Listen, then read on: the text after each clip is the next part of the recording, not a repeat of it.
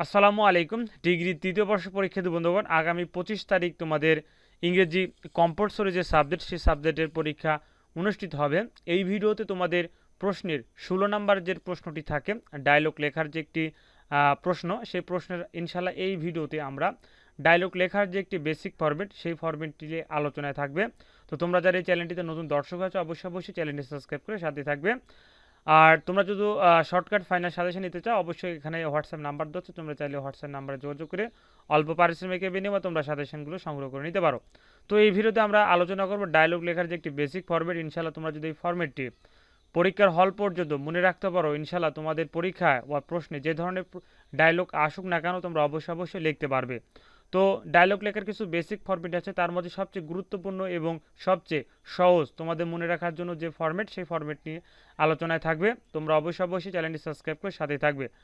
তো তোমাদের পরীক্ষায় এই প্রশ্নটি আসবে হচ্ছে ১৬ নম্বর প্রশ্নে, দুজনের মধ্যে ডায়লগ অনুষ্ঠিত হবে।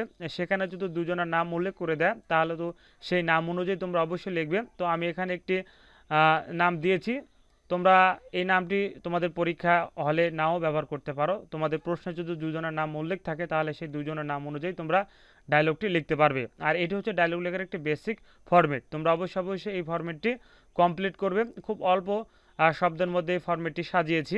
এখন কিছু বিষয় আছে, তোমাদেরকে আমি একটু বলে দিচ্ছি। অনেক সময় দেখা যায় ডায়লগটি কিছু গুড টপিকের মধ্যে আছে, কিছু ব্যাড টপিকের মধ্যে আছে। যদি গুড টপিকের মধ্যে আছে, তাহলে এই কয়েকটি এই কয়েকটি শব্দ তোমরা অবশ্যই লেখার চেষ্টা করবে। তোমাদেরকে আমি একটি বলে দিয়েছি যে প্রশ্ন অনুযায়ী ৩টি বাক্য লিখতে হবে। যদি গুড টপিক এর ক্ষেত্রে ডায়লগটি হয়ে থাকে, তাহলে এই যে it is very important for us, এখান থেকে শুরু করে এই পর্যন্ত এই একটু তোমরা অবশ্যই একটু মুখস্থ করে নেবে। আর যদি ব্যাড টপিকের ক্ষেত্রে হয়, তাহলে এখান থেকে শুরু করে এই really it is serious problem for us, এখান থেকে শুরু করে এই পর্যন্ত এই বিষয়টি একটু মুখস্থ করে নেবে। অর্থাৎ গুড টপিকের ক্ষেত্রে এই জোলা বিষয় এবং ব্যাড টপিকের ক্ষেত্রে এই জোলা বিষয় তোমরা অবশ্যই একটু মুখস্থ করে নেবে। আর বাদবাকি যেগুলো বিষয় আছে, এগুলো অবশ্যই ঠিকই থাকবে, তোমরা কোনো পরিবর্তন করবে না। ইনশাআল্লাহ এইভাবে লিখলে হবে। আর তোমাদের পরীক্ষায় যে বিষয়টি আসবে না কেন, সেই বিষয়টি এখানে শুধু লিখে দিবে, এখানে শুধু বিষয়টি লিখে দিবে, তাহলে হবে। তো তোমাদেরকে আমি 2021-এর যে প্রশ্নটি আসছিল, সেখানে কিন্তু দেখতে পেলাম যে ট্রি প্ল্যান্টেশন আসছিল।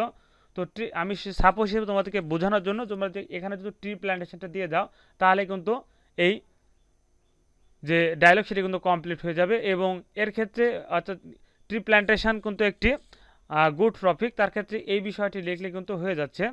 আর অন্যান্য যেগুলো বিষয় আছে, সেগুলো তোমরা একটু বুঝবে অবশ্যই যে আসলে বিষয়টি কি গুড টপিকের ক্ষেত্রে আসে নাকি ব্যাড টপিকের ক্ষেত্রে আসে। যদি গুড টপিকের ক্ষেত্রে আসে, তাহলে বিষয়টা অর্থাৎ যে প্রশ্নটা করবে এখানে, সেই প্রশ্নটা এখানে লিখে দিবে।